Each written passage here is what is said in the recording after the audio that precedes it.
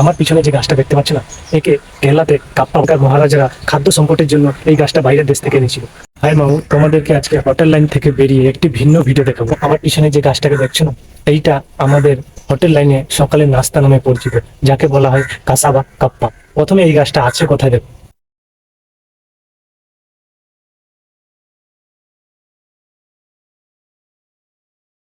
মনে হচ্ছে না এই গাছটা কত নোংরা জায়গায় এবং ময়লা জায়গায় মানে হয়েছে। এই গাছের কোনো মূল্য নেই। সত্যি বলতে গেলে এই গাছটা কেরালায় অনেক চাষবাস করা।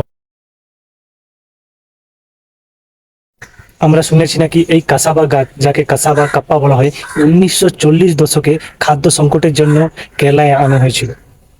আমরা বেশিরভাগ ওয়েস্ট বেঙ্গলে কি সকালে নাস্তার সময় কি চা বিস্কুট খাই, কিন্তু সাউথ ইন্ডিয়ান মানুষরা বেশিরভাগ সকালে চায়ের সঙ্গে এই গাছের ফলটা মানে সিদ্ধ করে মানে কিছু মশলা দিয়ে মানে খায়। সত্যি এটা খেতে অনেক সুস্বাদু লাগে। আমাদের ওয়েস্ট বেঙ্গলের দিকে মাছের তরকারিতে আলু দেওয়া হয় এবং এখানে বেশিরভাগ মাছের তরকারিতে বেশিরভাগ কাপ্পা দেওয়া হয়। সত্যি এই গাছের ফল কারি, বিরিয়ানি এবং আলু চিপসের মতো। এই গাছটার ফল যখন বিরিয়ানিতে দেওয়া হয় না, তখন সিদ্ধ করে তখন চিকেন মাটন বিরিয়ানিতে বেশিরভাগ এটার বিরিয়ানিও পাওয়া যায় সাউথ ইন্ডিয়ানের দিকে। আর এগুলো খেতে অনেক সুস্বাদু লাগে। শুনেছি নাকি এই গাছটি যখন কেরালায় খাদ্য সংকটের জন্য এই গাছটা নিজের ভূমিকা অনেক পালন করেছে। সেই জন্য এখানকার মানুষ এই গাছটার অনেক চাষবাস করে। এইসব গাছটা বেশিরভাগ সাউথ ইন্ডিয়ান দিকে পাওয়া যায়, আর এগুলো বেশিরভাগ লালচে টাইপের মাটিতে হয়। যে কেরালা বেশিরভাগ লালচে টাইপের মাটি আছে না, সেই জন্য কেরালা বেশিরভাগ এইগুলো চাষবাস করা হয় সকালে নাস্তা হিসেবে।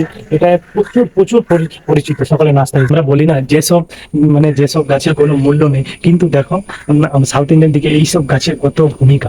আর সত্যি সাউথ ইন্ডিয়ান দিকে এইসব গাছ মানে খুবই বেশি দেখা যায়।